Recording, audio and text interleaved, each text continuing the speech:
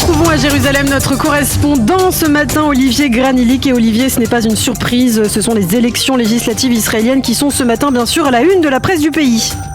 Et oui, 96 heures avant le scrutin, les journaux parlent du compte à rebours qui a commencé ici en Israël, et que ce soit le Israël Hayom ou le Yediot Ahronot, ils sont tous rassemblés, des éditorialistes, des analystes et des hommes politiques qui donnent leur avis sur cette consultation électorale. On commence par le président de l'État, Yitzhak Herzog, qui parle dans le Yediot Ahronot, du devoir et de l'importance d'aller voter. Les élections sont la pierre angulaire de la démocratie, écrit ce matin le président dans le quotidien.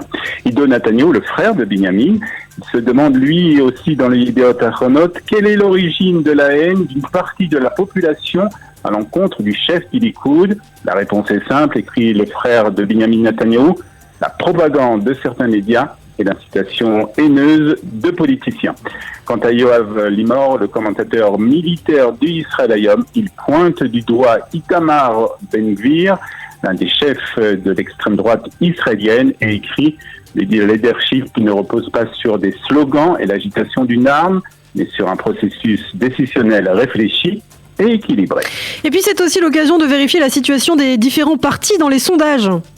Oui, c'est la dernière fois qu'on va faire ça ensemble, Ilana, puisque selon la loi israélienne, elle interdit la publication de sondages à partir d'aujourd'hui jusqu'au jour des élections. Et les résultats donc sont sensiblement différents en fonction des quotidiens et des médias qui les publient. Le seul journal a donné un léger avantage au bloc Netanyahou, c'est le Israël Hayom ce matin avec 61 mandats, et aussi la chaîne 14 qui soutient ouvertement le chef du Likoud et assure que le bloc de droite obtiendra 62 sièges. Pour le reste des sondages, que ce soit la 12e et 13e chaîne ainsi que la chaîne Cannes, il prévoit un score de 60 mandats pour le bloc de Netanyahou, 56 pour le bloc de centre-gauche et 4 pour les partis arabes. Tous ces sondages parlent d'un renforcement du parti Yesh Atid de Yair Lapid au détriment du Parti travailliste et de Meretz. Enfin, dans aucun des sondages qui sont publiés ce matin, le parti de Ayelet Shaked, Abayit Ayodi, ne dépasse le seuil d'éligibilité. Et puis à la vue de ces résultats, on s'interroge aussi, Olivier, donc sur les possibilités de coalition au lendemain du 1er novembre. Oui, c'est la question aussi à laquelle essaye de répondre ce matin le Yediot Ahronot et son commentateur politique Yuval Karni, qui nous expose six possibilités pour de coalition au lendemain de ces élections. Premièrement, une coalition restreinte composée des partis de droite avec Binyamin Netanyahu à sa tête, ou bien un gouvernement d'union nationale dirigé en alternance par Benny Gantz et Binyamin Netanyahu. Troisième possibilité, un gouvernement dirigé par Yair Lapid qui s'appuie sur le soutien externe des partis arabes Balad et Hadash.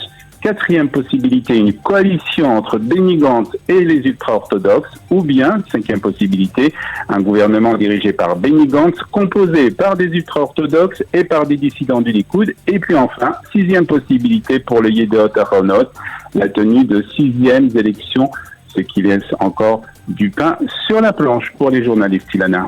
Dans le reste de l'actualité, ce matin, Olivier, il est aussi question de l'accord maritime signé hier entre Israël et le Liban. Oui, on peut s'imaginer que si nous n'avions pas été en période électorale, cet accord aurait fait des gros titres de ce matin. Il faut aller en page intérieure des journaux pour connaître les détails d'une cérémonie qui n'a pas vraiment eu lieu. La chaîne E24 News nous donne quant à elle les détails de la façon dont Israël et le Liban sont arrivés à cet accord, ou plus exactement, c'est l'ambassadeur de France en Israël qui était l'invité de la chaîne hier qui nous donne ces détails. La répartition des rôles a été très claire, ce sont les Américains qui ont négocié, ce que la France a fait constituer à convaincre les parties de poursuivre les négociations lorsque celle-ci luttaient et qu'elle rencontrait un problème. C'est ce qu'a déclaré Éric Danon, l'ambassadeur de France en Israël sur E24 News. Il a aussi révélé qu'à un certain moment, une crise avait eu lieu dans les négociations. Si la France n'avait pas été là pour intervenir auprès des parties, peut-être que l'accord n'aurait pas eu lieu, a-t-il affirmé. Et puis enfin, nous terminons cette revue de la presse par une information concernant les femmes et Tsahal. Oui, et c'est le Haaretz qui nous parle d'un programme pilote qui a débuté il y a 2 ans pour une unité de femmes opérateurs de chars qui s'est avéré être un véritable succès qui va devenir un programme permanent. porte-parole de l'armée, a déclaré que le chef de l'état-major de Tsahal, Avi Kochavi, avait accepté les recommandations de Tamir Yadai, chef des forces terrestres, qui a qualifié l'essai de succès et ajouté qu'à partir de maintenant, les jeunes filles seront affectées de manière permanente à cette mission. Je suis convaincu que les soldats chargés de défendre les frontières s'acquitteront de leur tâche avec professionnalisme et succès, et qu'elles constitueront une part importante de l'effort opérationnel de Tsahal. C'est ce qu'a conclu Aviv Kochavi, le chef de l'état-major de Tsahal. Shabbat Shalom depuis Jérusalem.